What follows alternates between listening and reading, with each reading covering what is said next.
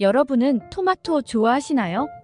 저는 방울토마토, 토마토 주스, 샐러드에 들어간 토마토, 토마토 소스가 잔뜩 들어간 스파게티 등 토마토를 너무 좋아하는데요.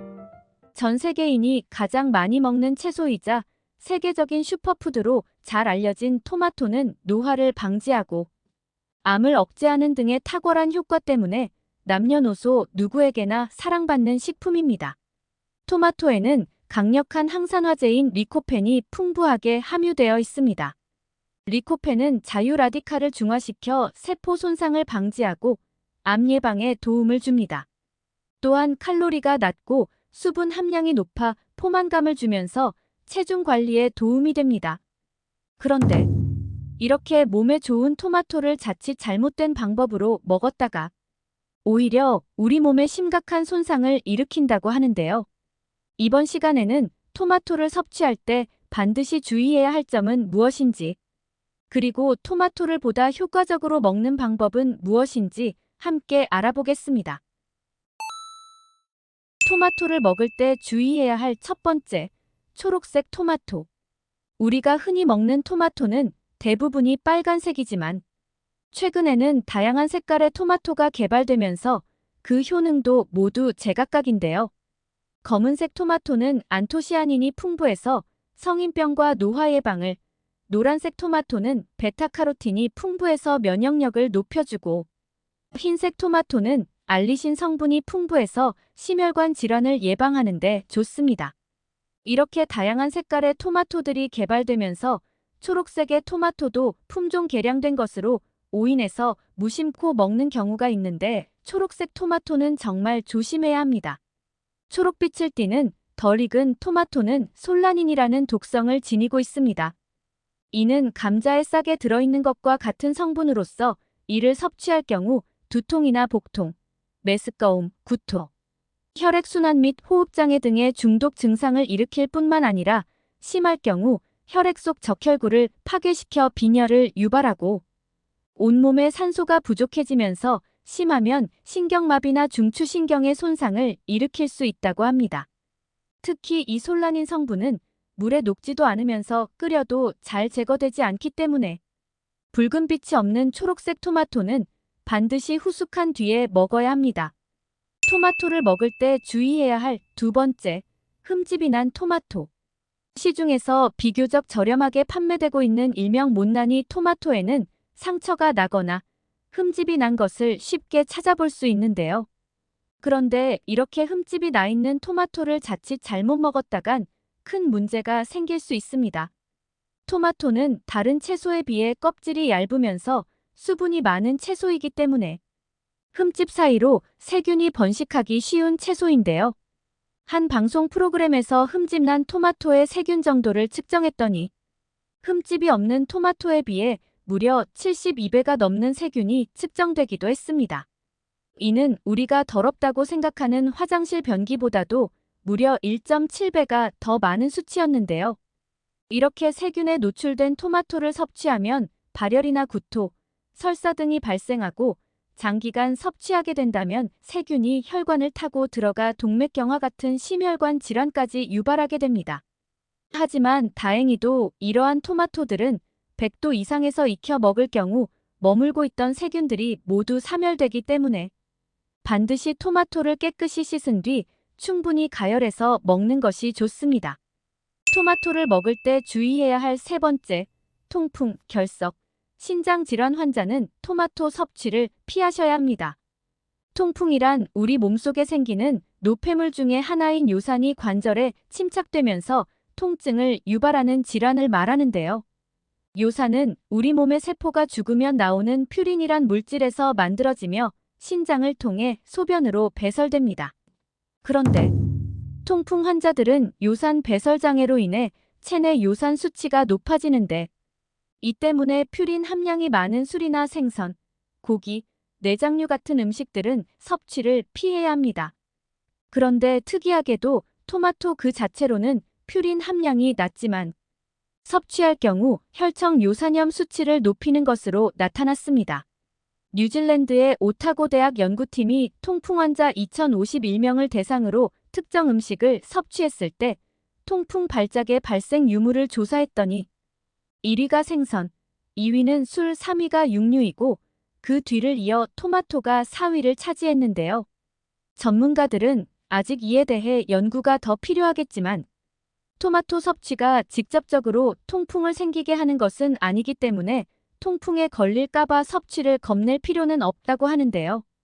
하지만 통풍 환자들의 경우 토마토를 섭취했을 때 질환을 더욱 악화시킬 수 있으므로 가능한 섭취를 피하는 것이 좋다고 조언하고 있습니다.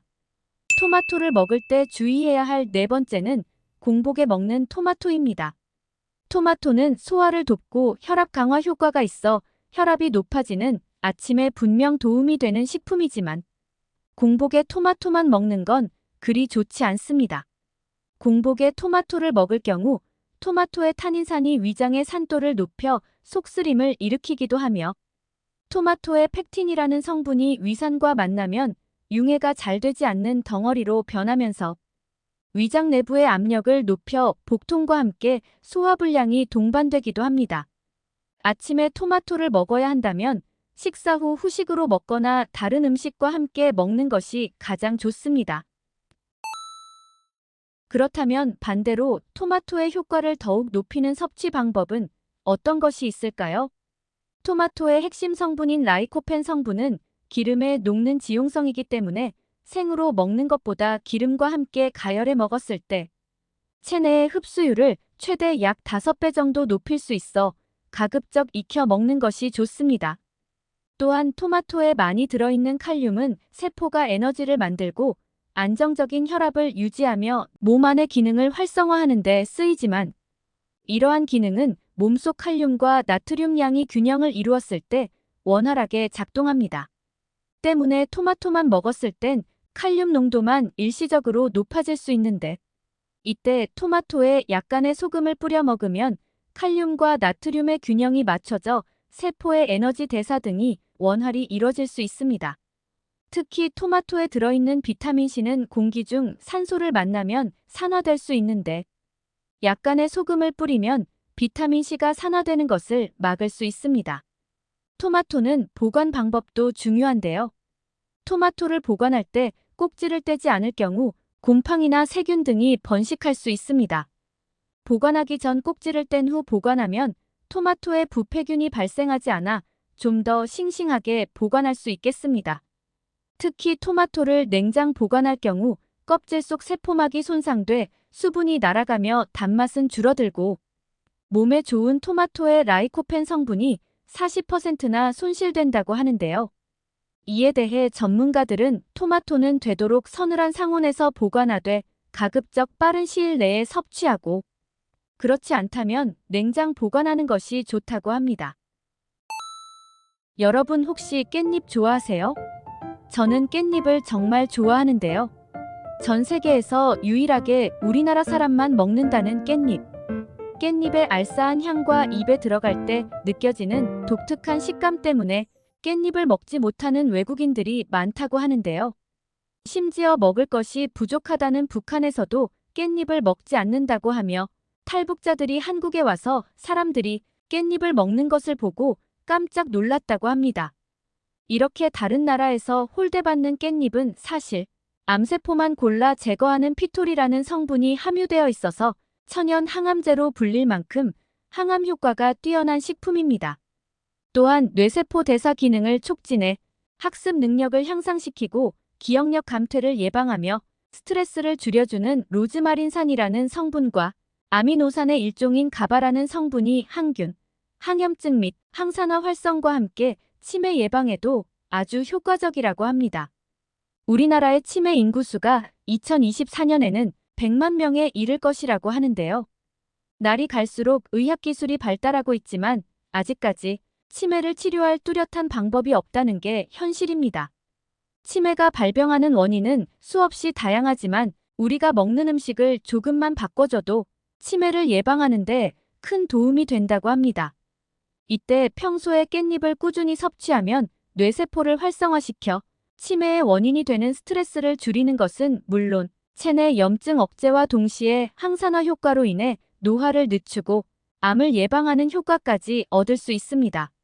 그런데 이렇게 맛있고 많은 사람이 즐겨 먹는 깻잎을 잘못 섭취하면 우리 몸에 치명적인 위험이 생길 수 있다는 사실 혹시 알고 계셨나요? 건강을 위한 올바른 깻잎 섭취법과 최악의 섭취법을 지금부터 알려드리겠습니다. 차근차근 끝까지 확인하시고 가족들에게 좋은 정보 공유하셔서 우리 가족 모두의 건강을 함께 지켜냅시다. 구독과 좋아요는 언제나 감사합니다.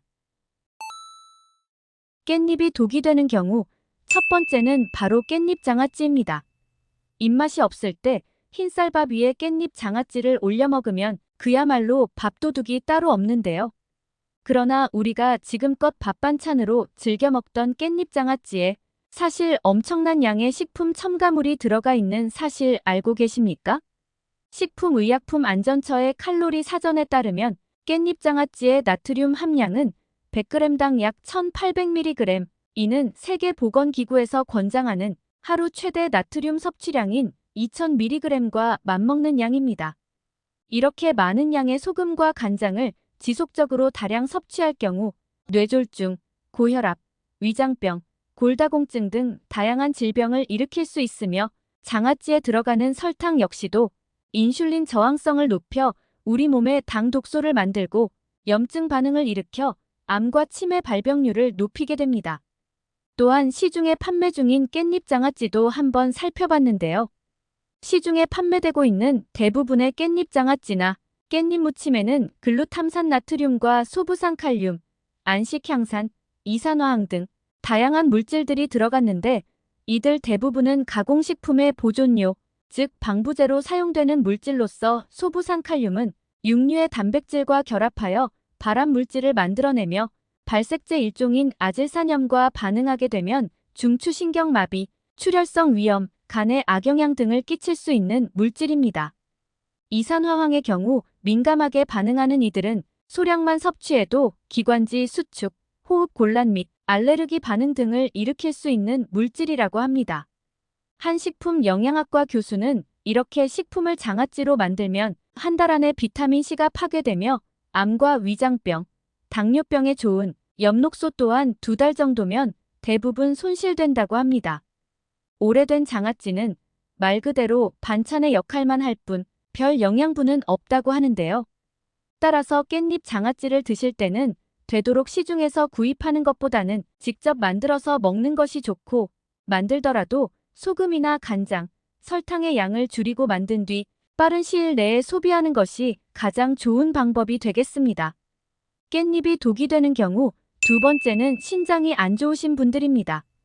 신장이 안 좋으신 분들은 깻잎을 드실 때 각별히 주의하셔야 하는데요. 깻잎에는 칼슘, 마그네슘, 철분, 엽산 등 다양한 영양소가 함유되어 있지만 그 중에서도 특히 칼륨 성분이 의외로 많이 함유된 채소입니다. 깻잎에는 100g당 칼륨 함량이 약 420mg 정도로 이는 신장질환자분들이 피해야 하는 음식으로 잘 알려진 참외가 100g당 칼륨이 450mg, 바나나에는 100g당 360mg, 고구마는 100g당 340mg인 것과 비교할 때 깻잎의 칼륨 함량이 결코 적은 양이 아닌 것을 알 수 있습니다. 칼륨은 인체의 필수적인 무기질로 신경과 근육, 혈압, 수분 균형 등을 조절하는 역할을 하는데요.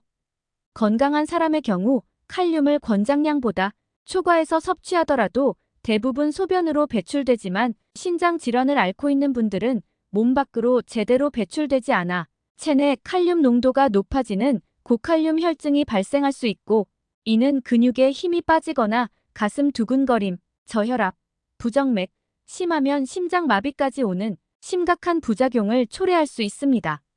깻잎은 잎채소이다 보니 두께가 얇은 데다 무게까지 가벼워 몸에 큰 부작용이 없을 거라 생각하고 부담 없이 많이 먹는 경우가 있는데 이처럼 깻잎에는 칼륨 함량이 의외로 높기 때문에 신장 질환자분들은 섭취 시 반드시 주의가 필요합니다. 깻잎이 독이 되는 경우 세 번째는 잔류농약입니다. 과거부터 지금까지 잔류농약이 많은 채소를 조사해보면 깻잎은 항상 빠지질 않는데요. 지난 2022년 식약처에서 3년간 조사를 했더니 상추나 시금치, 깻잎, 배추 등 잔류 농약 성분 기준치를 초과한 채소가 470건이나 적발됐으며 이 중 잔류 농약 기준치를 무려 100배 이상 초과한 경우도 10건 이상 발견되었습니다. 2023년에는 상추, 깻잎, 고추, 얼갈이, 배추, 시금치, 부추 등 한 달간 전국 각지에서 생산한 채소류 90여 건이 식품 부적합 판정을 받은 것으로 나타났는데요. 여기서 문제가 되는 것은 이 중에서 식약처가 판매 중지와 회수 명령을 결정한 사례가 없다는 것입니다. 식약처 관계자는 식품위생법상 식품 제조업으로 등록한 영업자만 회수 명령을 내릴 수 있는데 농가는 제조업으로 등록한 사업자가 아니어서 제재할 법적 근거가 없다며 식품 부적합 판정을 받은 농산물은 자진 회수를 권고한다고 설명했습니다. 식품을 제조하고 판매되는 가공식품의 경우 유해 성분이 검출되면 즉각 판매를 중지하고 유통 경로를 파악해 해당 제품을 회수할 수 있지만 소규모 농가에서 출하되는 농산물들은 회수 명령을 내릴 수 없는 데다 유통 경로도 확인하기 어렵기 때문이라고 합니다. 이 때문에 잔류 농약의 여부를 알 수 없는 소비자들은 개인이 꼼꼼히 세척해서 섭취할 수밖에 없는데요. 잔류 농약은 그 자체로 독성을 띨 수 있고 몸에 점차 쌓이게 되면 암을 유발하거나 생식력 저하, 내분비 장애 등 다양한 부작용을 일으킬 수 있기 때문에 반드시 유의해야 합니다. 깻잎은 잎이 넓으면서 잔털과 주름이 많기 때문에 농약이 묻으면 그 사이에 농약이 그대로 남을 수 있으며 특히 깻잎은 재배 기간이 짧아서 농약이 충분히 분해될 시간이 부족해 농약이 묻은 그대로 유통될 확률이 높은 채소입니다. 따라서 깻잎을 씻을 때는 세척법이 중요한데요. 보건환경연구원의 자료에 따르면 깻잎의 잔류 농약 제거는 세척 횟수도 중요하지만 세척 시 사용되는 물의 양이 증가할수록 농약의 제거 효과가 높다고 합니다. 깻잎을 물에 5분 정도 담갔다가 30초 정도 흐르는 물에 씻으면 되는데 씻을 때 깻잎끼리 서로 비벼가며 씻도록 하고 특히 뒷면에 잔털이 많은 부분을 꼼꼼히 씻으면 잔류 농약을 효과적으로 제거할 수 있다고 합니다. 깻잎이 독이 되는 경우 네 번째는 당근과 먹는 것입니다. 우리가 흔히 먹는 김밥이나 비빔밥 등 깻잎과 당근이 들어간 요리를 참 많이 하게 되는데요. 그런데 사실 깻잎과 당근은 서로 궁합이 맞지 않는 음식이라고 합니다. 당근에는 아스코비나제라는 효소가 들어있는데 이 효소가 깻잎의 비타민C를 모두 산화시켜버리기 때문에 영양학적 가치가 떨어지게 됩니다. 이 때문에 당근과 깻잎을 같이 드시고자 한다면 당근을 익혀서 드시는 것이 좋은데요. 당근의 아스코비나제는 열에 약하기 때문에 가열하면 쉽게 무력화돼 깻잎의 비타민C를 파괴할 수 없게 됩니다. 또한 당근 대부분의 영양소는 단단한 세포벽과 세포막으로 둘러싸여 있어서 생으로 섭취하게 되면 영양 흡수율이 10%밖에 되지 않고 주요 영양 성분들은 지용성이기 때문에 기름에 익혀서 드시면 섭취할 수 있는 영양 함량을 훨씬 더 높일 수 있습니다. 그렇다면 이와 반대로 깻잎을 건강하게 섭취하는 방법들은 어떤 것이 있을까요? 깻잎을 건강하게 섭취하는 방법. 첫 번째는 바로 깻잎을 차로 마시는 것입니다. 엄청난 항암 효과를 내는 깻잎의 피톨 성분과 함께 폴리페놀, 안토시아닌 등의 수용성 항산화 물질들은 물에 잘 녹아나오는 특징이 있기 때문에 깻잎의 효능을 충분히 누리기 위해 차로 우려 마시는 방법도 좋습니다. 두 번째는 바로 고기와 함께 먹는 것입니다. 깻잎에 고기를 많이들 싸서 드실 텐데요. 고기를 깻잎에 싸 먹으면 괜히 좋은 게 아니라 진짜 몸에 좋은 과학적인 이유가 있다고 합니다. 고기를 높은 온도에서 익히면 고기를 태울 때 발생하는 발암 물질인 헤테로사이클리가민과 다환방향 족탄화수소라는 물질이 발생하게 되는데요. 이때 깻잎에 함유된 베타카로틴 성분이 발암 물질을 상쇄시키는 역할을 한다고 합니다. 실제로 베타카로틴 성분은 세포막이나 유전자에 손상을 입히는 활성산소를 억제하고 암을 억제하는 유전자의 발현을 높인다고 알려져 있습니다. 아울러 깻잎의 특유한 향을 내는 페릴라케톤 성분은 고기의 느끼한 맛을 잡아주는 동시에 세균과 곰팡이 등의 미생물 증식을 억제하여 식중독 예방에도 효과적입니다. 깻잎을 건강하게 섭취하는 방법. 세 번째는 바로 현미와 먹는 것입니다. 깻잎에 함유된 가바 성분은 아미노산의 일종으로 뇌세포 대사 기능을 촉진해 학습 능력을 향상시키고 기억력 감퇴와 치매를 예방하며 우울함과 스트레스를 줄여주는 효과가 있습니다. 이렇게 몸에 좋은 가바의 효능을 한층 더 높여주는 음식이 바로 현미인데요.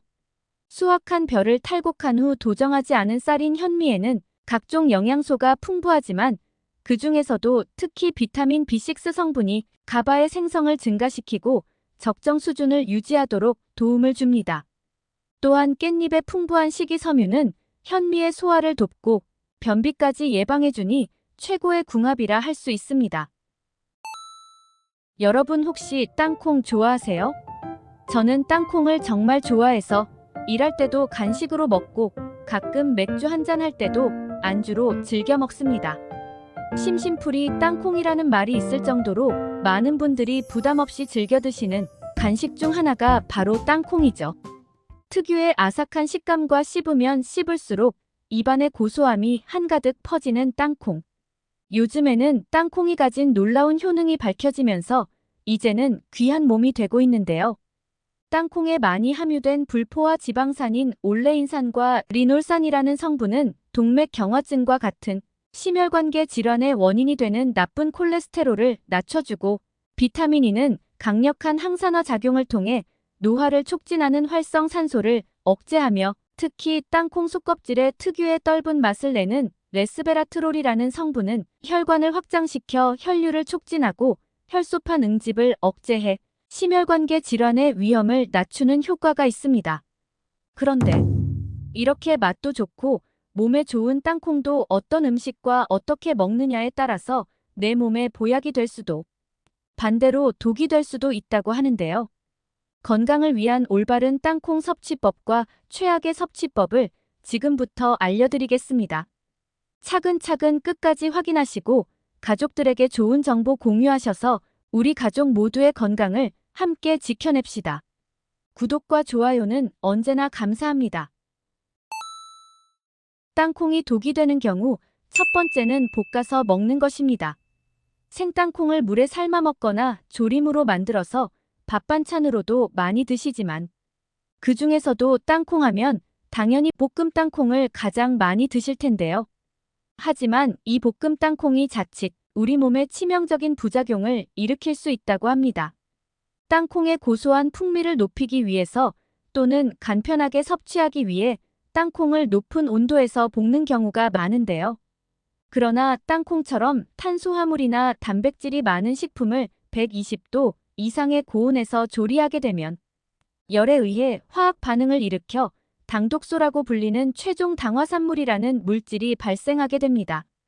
이 최종 당화산물이 우리 몸에 오랜 기간 과도하게 축적되면 각종 염증을 일으키면서 동맥 경화와 같은 혈관 질환의 위험성을 증가시킬 뿐만 아니라 피부 노화, 만성피로, 당뇨합병증, 알츠하이머, 뇌혈관 질환, 암 등 각종 질환을 유발시키는 것으로 알려져 있습니다. 또한 이렇게 고온에서 조리하면 최종 당화산물의 일종인 아크릴 아마이드가 생성될 수 있는데 이는 국제암 연구소에서 인간에게 발암 가능성이 있는 물질로 분류된 A군에 속한 물질로 몸에 치명적일 수 있기 때문에 섭취 시 반드시 유의해야 합니다.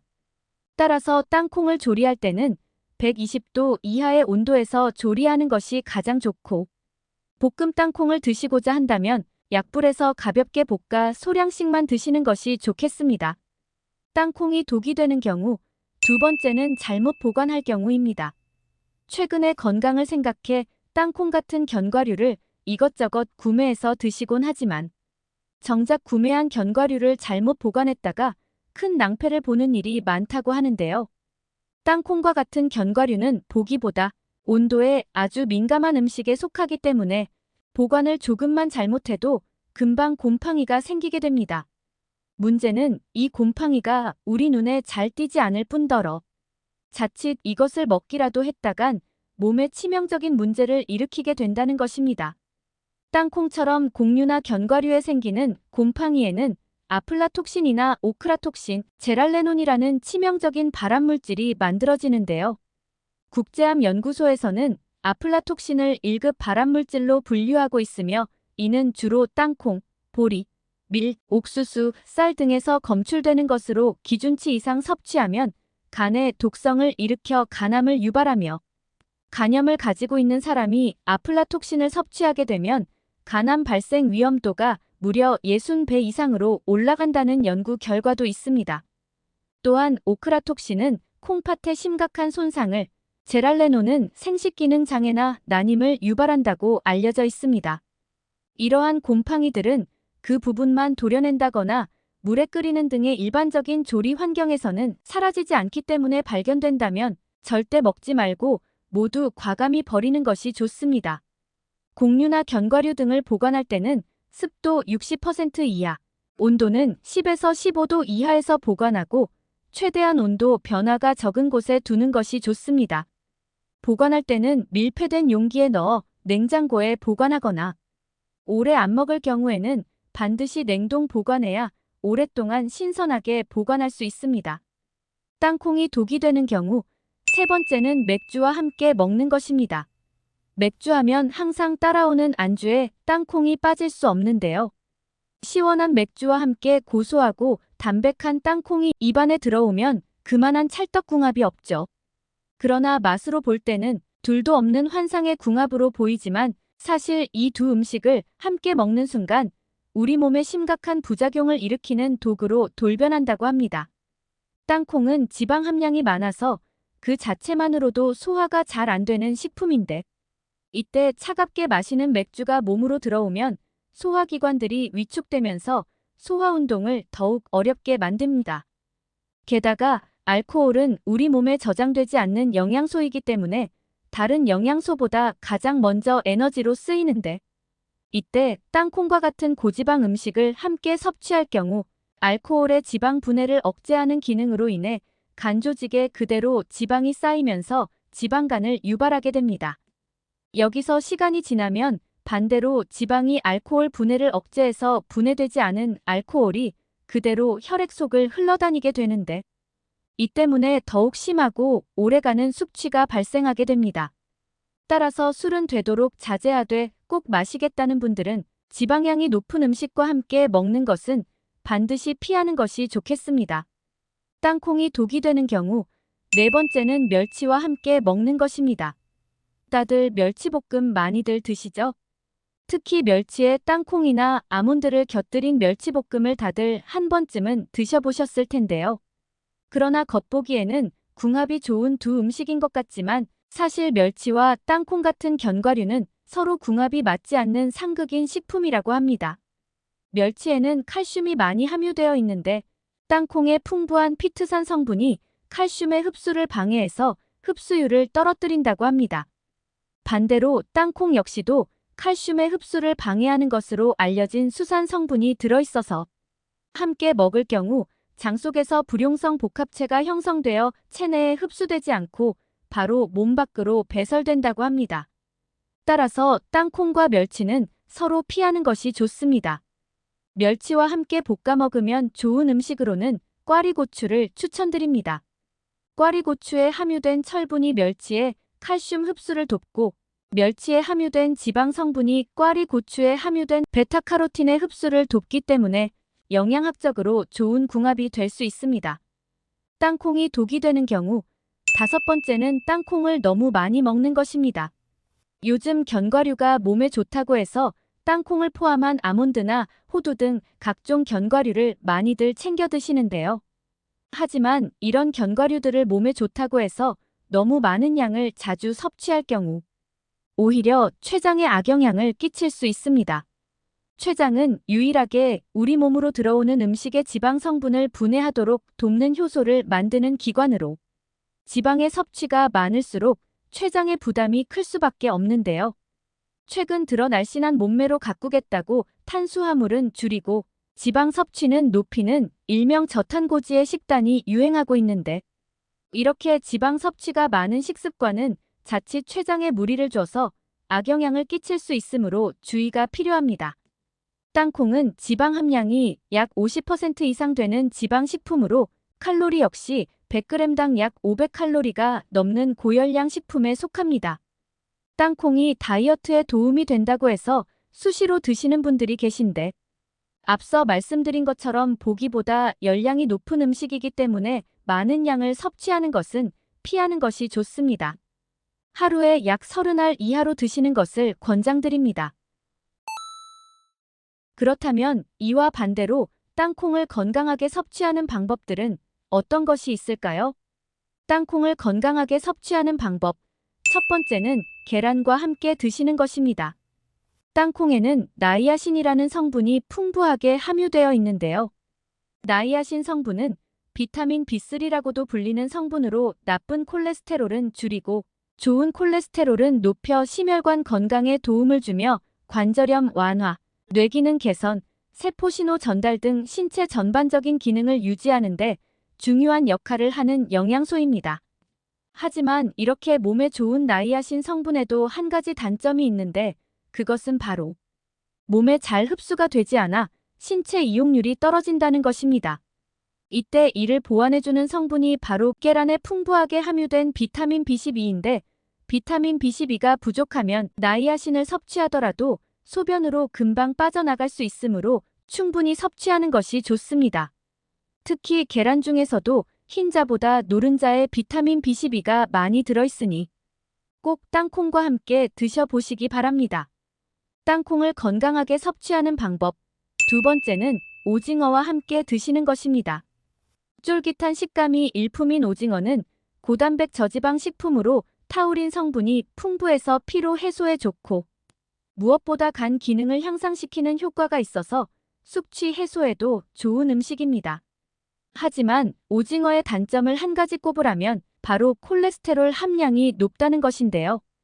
크게 걱정할 정도는 아니지만 혈관 질환이 있는 분이라면 주의가 필요한데 이때 땅콩을 함께 곁들여 먹으면 땅콩 속에 함유된 불포화 지방산이 콜레스테롤이 몸 안에 쌓이는 것을 막아주기 때문에 땅콩은 오징어의 단점을 보완해주는 최고의 음식이 되겠습니다. 여러분은 혹시 바나나 좋아하세요? 저는 바나나를 정말 좋아해서 어릴 적 별명이 원숭이였는데요. 저희 가족도 모두 바나나를 좋아해 언제나 바나나 한 다발이 식탁 위에 있었습니다.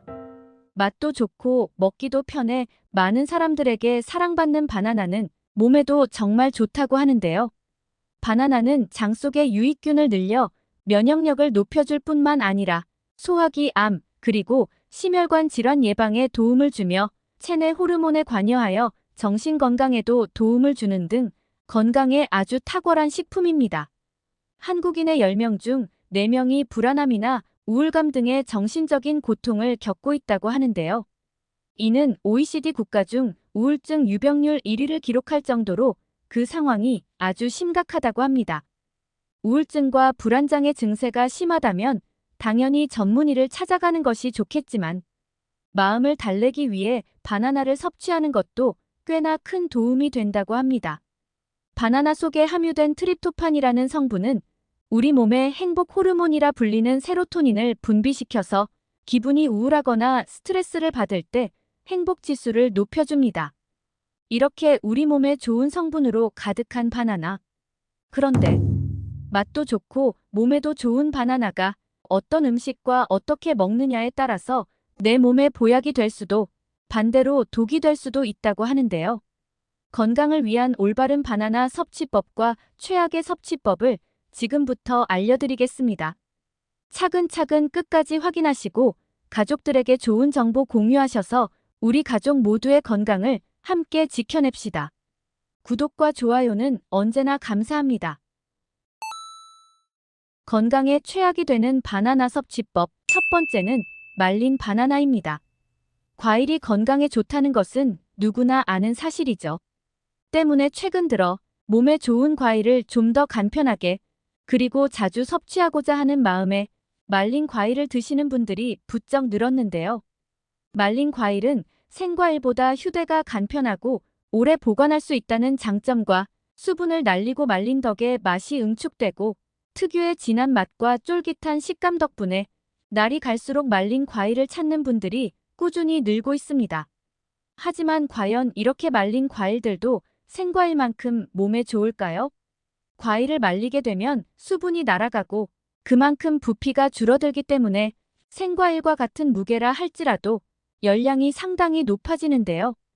생바나나의 경우 100g당 90칼로리 정도가 들어있지만 말린 바나나는 100g당 480칼로리 정도로 무려 5배가 넘는 열량을 가지게 됩니다.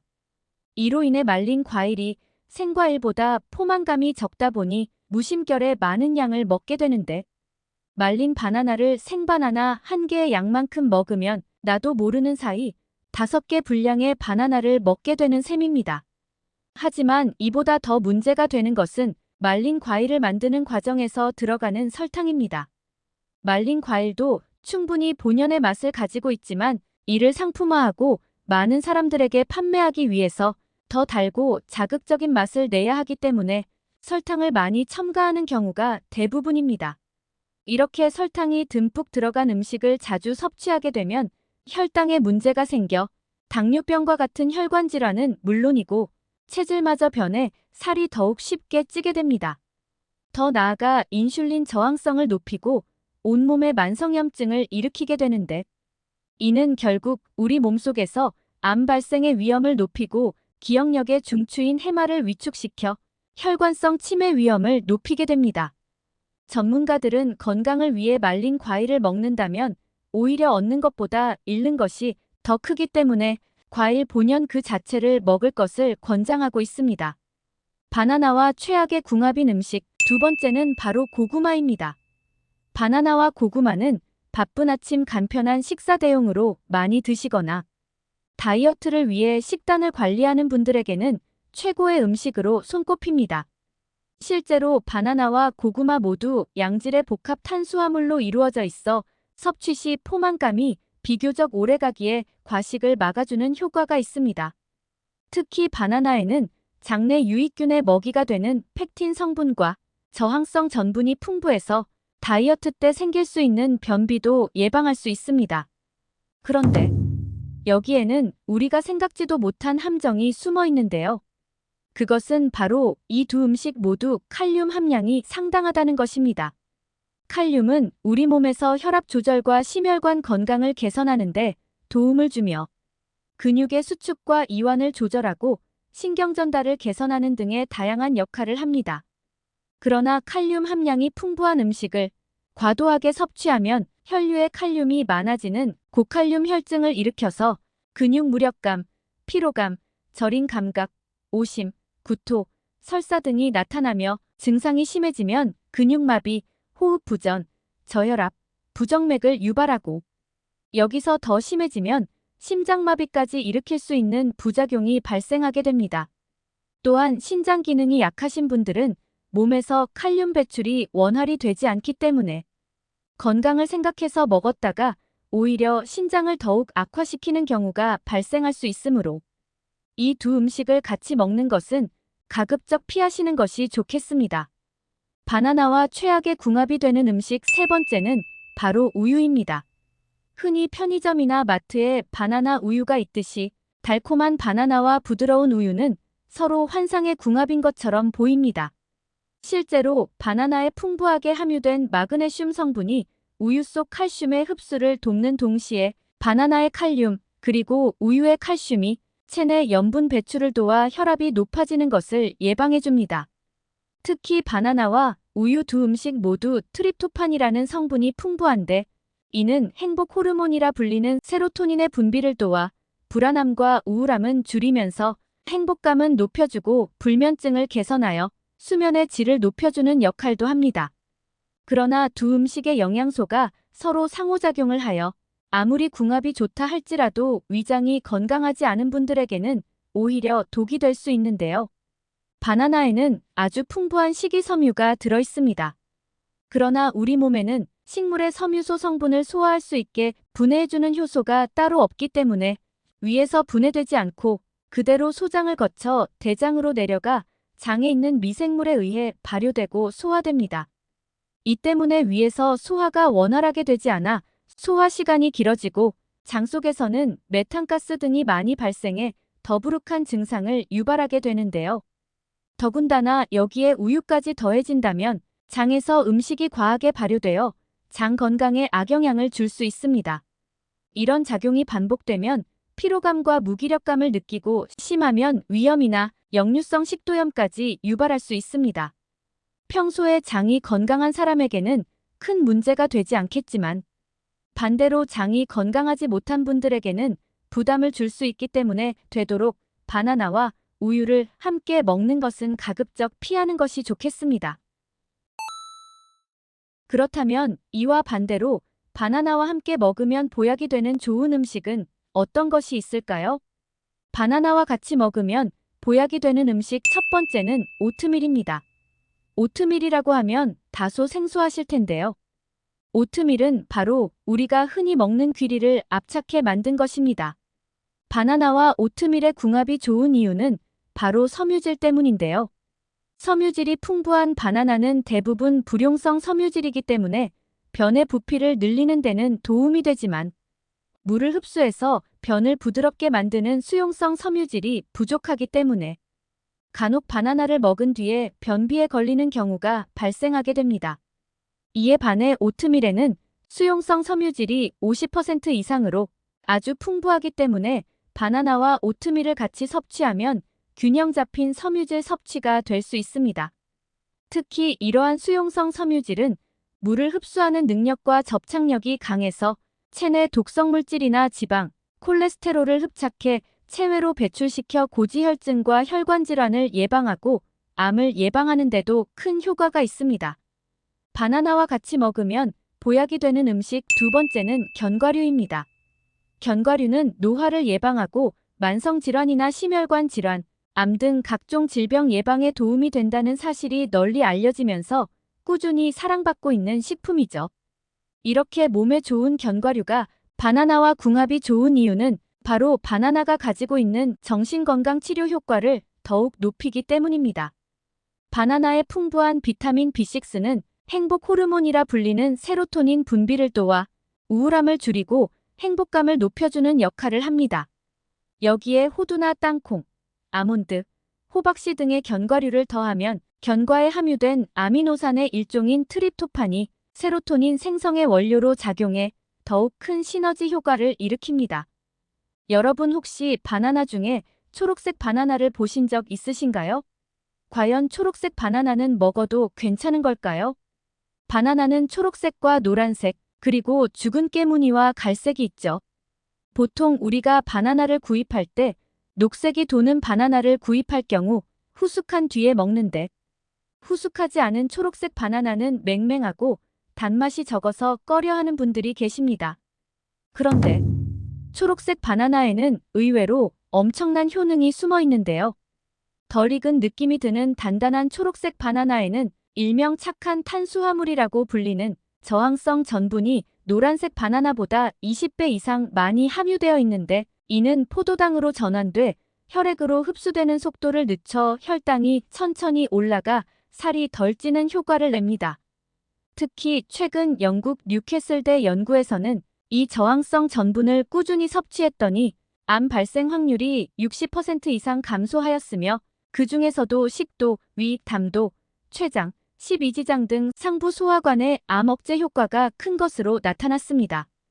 위와 소장에서 잘 소화되지 않는 저항성 전분은 대장으로 내려가 발효 과정을 거치고 장 속 유익균의 먹이가 되어 건강에 도움을 주는데 연구진들은 이러한 효과를 얻기 위한 하루 전분 섭취량은 덜 익은 바나나 1개 정도면 충분하다고 합니다. 또 다른 연구에서는 하루에 섭취하는 탄수화물의 5%만 저항성 전분으로 대체해도 식후 지방 연소를 23%까지 증가시킬 수 있다는 연구 논문도 있어 체중 관리나 다이어트를 하시는 분들에게는 초록색 바나나 섭취가 큰 도움이 되겠습니다. 스포츠 경기를 보다 보면 운동선수들이 바나나를 먹는 모습이 자주 눈에 띄죠. 세계적으로 유명한 선수들도 경기 전 많은 양의 탄수화물 음식을 섭취하는 것으로 잘 알려져 있는데요. 탄수화물은 경기 중 근육에 연료를 공급하고 경기가 끝난 뒤에는 소염제 작용까지 하기 때문에 운동선수들에게는 필수 영양소로 여겨집니다. 그동안 운동 후에는 스포츠 음료를 마시는 것이 관행으로 여겨졌지만 인공 향료나 설탕, 카페인과 같은 화학 첨가제들이 많이 섞여 있다 보니 최근에는 스포츠 음료 대신 바나나처럼 천연 음식으로 대체하는 선수들이 크게 늘고 있습니다. 바나나의 풍부한 탄수화물과 천연 당분인 과당을 많이 함유하고 있어 빠른 시간 안에 에너지를 공급하고 무엇보다 화학 첨가제 걱정이 없기 때문에 스포츠 휴대용으로 자주 추천되는 음식입니다. 미국 애팔레치안 주립대학교 연구팀이 운동 중 섭취하는 탄수화물의 효과를 비교한 결과 바나나의 항염증 효과 등이 스포츠 음료보다 더 좋은 것으로 나타났는데요. 장시간 운동을 할 때 탄수화물을 먹거나 마시면 운동 강도를 오래 유지시키고 운동 후 회복 속도도 더 높이는 것으로 나타났습니다. 특히 흥미로운 점은 운동 후 스포츠 음료를 마신 사람보다 바나나를 섭취한 선수에게서 염증을 일으키는 콕스2라는 호르몬 생성이 더디다는 연구 결과가 나오기도 했습니다. 따라서 바나나의 효과를 제대로 누리고자 한다면 운동 전 또는 운동 후에 섭취하는 것이 좋겠습니다. 여러분 혹시 오이 좋아하세요? 더운 여름날 또는 등산할 때 시원한 오이를 한 입 크게 베어 물면 그야말로 온몸이 시원해지는데요. 저는 오이소박이, 오이장아찌, 오이냉국을 정말 좋아해서 항상 냉장고 한켠에 오이가 꼭 있습니다. 아삭하고 청량한 맛과 싱그러운 향이 일품인 오이는 수분과 비타민이 가득하고 피부 미용에 최고인 것으로 이미 잘 알고 계실 텐데요. 이뿐만이 아니라 최근 오이의 놀라운 암 예방과 치매 예방 효과가 알려져 크게 화제가 되기도 했습니다. 그런데 이렇게 몸에 좋은 오이도 어떤 음식과 어떻게 먹느냐에 따라서 내 몸에 보약이 될 수도 반대로 독이 될 수도 있다고 하는데요. 건강을 위한 올바른 오이 섭취법과 최악의 섭취법을 지금부터 알려드리겠습니다. 차근차근 끝까지 확인하시고 가족들에게 좋은 정보 공유하셔서 우리 가족 모두의 건강을 함께 지켜냅시다. 구독과 좋아요는 언제나 감사합니다. 오이와 최악의 궁합인 음식 첫 번째는 바로 당근입니다. 등산할 때 수분 보충을 위해 오이와 당근을 함께 드시고 김밥과 비빔밥에도 함께 들어가는 주위에서 흔히 볼 수 있는 조합인데요. 하지만 당근과 오이는 사실 영양학적으로 그리 좋지 못한 궁합입니다. 먼저 오이는 95%가 수분인 과일입니다. 오이를 채소로 생각하는 분들이 많으시겠지만 오이는 꽃에서 자라고 씨앗이 있기에 식물학적으로 채소가 아닌 과일에 포함됩니다. 특히 수분이 굉장히 가득한 과일이라 즉각적인 수분 보충에 최고입니다. 그러면 수분을 뺀 오이의 나머지 5%는 어떤 성분으로 구성되어 있을까요? 바로 비타민입니다. 특히 오이 한 개에는 비타민C가 무려 하루 권장 섭취량의 15%나 함유되어 있을 정도인데요. 피로를 풀어주고 에너지를 보충해줄 뿐만 아니라 면역력까지 높여준답니다. 게다가 오이가 진한 초록색을 띠는 것은 바로 엽록소 때문인데요. 이 엽록소와 비타민C가 함께하면 탁월한 보습 효과가 생기기 때문에 피부를 윤택하게 하고 콜라겐을 생성하며 피부 노화를 방지하는 데도 큰 효과를 기대할 수 있습니다. 그런데 이렇게 좋은 오이를 당근과 함께 드시면 오이의 비타민C 효과를 기대하기가 어렵습니다. 그 이유는 바로 당근에 들어있는 아스코르비나제라는 효소가 비타민C를 파괴하기 때문입니다. 그렇다면 오이와 당근을 절대로 함께 먹으면 안 되는 것일까요? 그렇지 않습니다. 바로 당근의 아스코르비나제는 열과 산성에 약하니 당근에 열을 가해 살짝 볶아주시거나 식초나 레몬즙을 조금 뿌려주시면 됩니다. 이렇게 오이의 비타민C는 물론 당근의 모든 영양소까지 챙기실 수 있게 되는 것입니다. 또 한 가지 중요한 점은 오이의 비타민은 껍질 부분에 많이 함유되어 있으니 꼭 껍질까지 함께 드시길 추천드립니다. 오이와 최악의 궁합인 음식 두 번째는 바로 바나나입니다. 수분이 많고 칼로리가 낮은 오이, 그리고 풍부한 영양소와 가득한 식이섬유로 포만감 1등인 바나나는 최고의 다이어트 식품 조합으로 사랑받는데요. 하지만 놀랍게도 이 둘은 건강에 그리 좋은 조합이 아닙니다. 오이에는 정말 좋은 영양 성분이 가득하지만 특히 칼륨이 많이 함유되어 있습니다. 오이 속 칼륨이 혈관 자체를 확장시켜서 몸속의 노폐물과 나트륨 배출을 원활하게 만들어줍니다. 그러니 오이를 잘 챙겨 드시면 고혈압과 고지혈증, 동맥 경화와 뇌졸중 같은 심혈관 질환 예방에 참 좋은데요. 그런데 문제는 바로 바나나도 칼륨이 많이 함유된 식품이라는 것입니다. 칼륨은 건강에 참 좋지만 과다 섭취하게 되면 오히려 세포수의 균형이 깨져버려 근육과 신경을 과도하게 이완시킵니다. 결과적으로 근육 무력감과 마비 증세, 만성 손발 저림을 넘어서 심장 부정맥과 급성 저혈압까지 불러올 수 있습니다. 그러니 앞으로는 오이와 바나나를 함께 드시지 말고 따로 챙겨 드셔서 각각의 영양 성분을 모두 섭취하시길 강력히 추천드립니다. 최악의 오이 섭취법. 세 번째는 바로 오이지와 장아찌입니다. 아삭한 오이를 소금에 절여 꼬들꼬들하게 오이지로 드시거나 매콤하게 무쳐 오이장아찌 무침으로 드시면 참 맛있는데요. 혹시 오이지를 만들 때 얼마나 많은 소금이 들어가는지 아시나요? 생각보다 어마어마한 양의 소금이 들어가고 아무리 소금기를 빼도 짠기가 남아 있습니다. 물론 소금의 주성분인 나트륨은 몸에 꼭 필요한 필수 무기질 중에 하나로 나트륨을 섭취하셔야만 음식물이 분해되고 혈액이 순환되어 노폐물이 배출될 수 있습니다. 혹시 다른 장기들과 달리 왜 심장만 절대로 암에 안 걸리는지 알고 계시나요? 바로 우리 몸속에서 심장이 염분을 가장 많이 포함하고 있기 때문입니다. 이처럼 소금이 주는 건강 효능이 엄청나니 무조건적인 저염식은 오히려 몸에 좋지 않을 수 있습니다. 하지만 국과 찌개를 많이 먹는 한국인의 식단에는 이미 나트륨이 많이 들어있으니 짠 음식은 가능한 조심하시는 것이 건강에 좋습니다. 짜게 먹는 것이 건강에 좋지 않은 이유는 무엇일까요? 과도한 소금 섭취가 이어지면 혈관 속 나트륨 농도가 너무 높아져 삼투압에 의해 혈관으로 물이 들어오게 되는데요. 따라서 혈관이 땡땡해지고 혈압이 높아지는 것이죠. 결국 고혈압과 뇌졸중, 심장질환, 심부전을 일으키고 나아가 신장질환까지 불러옵니다. 게다가 나트륨은 위암을 유발하는 발암물질로 알려져 있는데요. 소금기가 많은 음식을 먹으면 위벽을 손상시켜서 위염과 위암을 일으킬 수 있습니다. 그러니 앞으로는 오이를 소금에 절인 음식을 너무 많이 드시는 건 피하시길 추천드립니다. 그렇다면 오이와 궁합이 좋은 음식에는 무엇이 있을까요? 오이와 궁합이 좋은 음식. 첫 번째는 바로 배입니다. 오이하면 시원하고 열을 확 내려주는 것으로 유명하죠. 오이는 대표적인 차가운 성질의 식재료로 몸속의 열을 풀어주는 역할을 합니다. 실제로 화상 치료나 염증과 부종을 가라앉히는 데도 사용되고 있을 뿐만 아니라 열이 가슴속에 뭉친 화병을 해소할 때도 최고입니다. 이렇게 찬 성질의 음식을 먹으면 오히려 부작용이 생길 수 있는데요. 바로 몸에서 풀어진 열이 온몸에 돌아다니며 소화를 방해하고 혈액순환을 막을 수 있는 것이죠. 하지만 놀랍게도 오이에는 차가운 성질만 있는 것이 아니라 수분까지 가득합니다.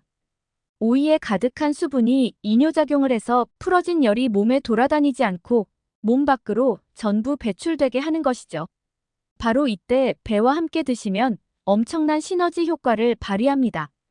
배의 차가운 성질이 오이와 함께 열을 풀어주고 염증을 가라앉히는 효과를 최고로 끌어올려 줄 뿐만 아니라 그 열이 몸속에서 남아있지 않고 전부 배출될 수 있게 도와주는 것이죠. 게다가 오이와 배는 모두 아스파라긴산이라는 성분이 가득한데요. 바로 이 성분이 간의 독성을 해독하고 튼튼하게 해주는데 최고인 오이와 배는 독소를 쫙 빼주는 황금 궁합이 되는 것이죠. 알코올 분해에도 참 좋으니 숙취해소 효과까지 챙기실 수 있답니다. 그러니 앞으로는 체내의 염증이나 화병, 독소 해독뿐만 아니라 간 건강을 위해서도 꼭 오이와 배를 함께 챙겨 드시길 추천드립니다. 오이와 궁합이 좋은 음식. 두 번째는 바로 사과입니다. 오이에는 심혈관 질환 예방에 좋은 영양소가 가득하다고 말씀드렸는데요. 칼륨은 물론이고 오이가 슈퍼푸드로 손꼽히는 이유가 하나 더 있습니다. 바로 오이 속 기적의 혈관 건강 성분인 비타민 K입니다. 혹시 혈관에 상처가 나게 되면 어떻게 해야 할까요? 과다 출혈이 일어나지 않도록 빨리 상처를 지혈하고 응고시켜야겠지요. 그런데 또 너무 지나치게 응고가 되어서 혈관을 막아버리면 산소와 영양분이 잘 공급되지 않아 조직과 기관이 파괴될 수도 있는데요. 오이 속 비타민 K는 중요한 균형을 유지해주는 정말 중요한 비타민인 것이죠. 또 심혈관 질환의 원인인 콜레스테롤은 자체로도 문제지만 혈관 내벽에 쌓이고 석화되어 동맥경화를 유발할 수 있는 것이 가장 큰 문제입니다. 오이 속에 가득한 비타민 K는 콜레스테롤 수치도 낮춰주고 동맥경화를 미리 방지해주는 것이죠. 그래서 심혈관 질환의 예방을 위해서 꼭 오이를 챙겨 드시길 권장드립니다. 바로 이때 사과를 함께 드시면 최고의 혈관 보약이 되는데요. 사과 속의 수용성 식이섬유인 팩틴이 혈관 자체를 튼튼하게 하고 확장해주기 때문입니다. 따라서 앞으로는 사과와 오이를 꼭 함께 드시길 바랍니다. 마지막으로 오이와 최고의 궁합인 음식은 바로 식초입니다. 오이하면 수분만 가득한 식품으로 알고 계시는 분이 많으시죠? 그런데 최근 오이의 엄청난 치매 예방과 뇌 건강 효능이 발표되었습니다. 바로 오이 속의 피세틴이라는 천연 성분 덕분인데요. 이 피세틴은 항염 효과에도 훌륭하지만 특히 뇌 건강에 엄청난 효능이 있습니다. 오이 속의 피세틴 성분이 기억력을 향상시키고 뇌 신경세포를 보호하여 뇌가 노화되는 것을 방지해주는 것이죠. 게다가 오이에는 뛰어난 항암 효과까지 있는데요. 혹시 오이의 꼭지 부분을 먹었을 때 쓴맛을 느끼신 적이 있으신가요? 바로 그 부분이 오이의 항산화 성분 쿠커비타신입니다. 활성산소를 제거할 뿐만 아니라 암세포의 발생과 성장 자체를 막아버리는 것이죠. 특히 간의 독성 해독 효과가 좋아 간암과 전립선암의 예방에도 탁월합니다. 이처럼 오이는 항염, 항암과 뇌 건강, 치매 예방에까지 대단한 효과를 보이는데요. 이에 더해 오이는 대표적인 알칼리성 음식입니다. 우리 몸은 산도가 높을 때 독소가 생기고 혈관 내에 염증이 생기게 되는 것인데요.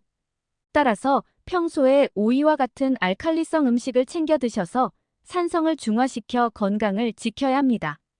식초는 생각만 해도 침이 나오는 신맛이라 산성일 것 같지만 놀랍게도 식초는 알칼리성 식품인데요. 식초 자체는 산성을 띠지만 우리 몸에 들어가 분해되어 알칼리 물질만 남기 때문입니다. 식초는 오이의 비타민C가 우리 몸속에 모두 흡수될 수 있도록 도와줄 뿐만 아니라 산성화된 혈관 벽을 깨끗이 청소하고 튼튼하게 해주는 것이죠. 게다가 오이의 지나치게 차가운 성질을 식초의 따뜻한 성질이 균형을 맞춰주니 더 좋습니다. 그러니 앞으로는 오이를 초무침이나 오이 피클로도 챙겨 드시길 추천드립니다. 오늘은 토마토의 올바른 섭취 방법에 대해 알아봤습니다. 정보가 도움되셨다면 주변의 소중한 분들에게 영상을 공유해주세요. 구독과 좋아요도 부탁드릴게요. 구독과 좋아요는 새마을 정보에게 언제나 큰 힘이 됩니다. 다음에 더 유익한 영상으로 찾아오겠습니다. 건강하고 행복하세요.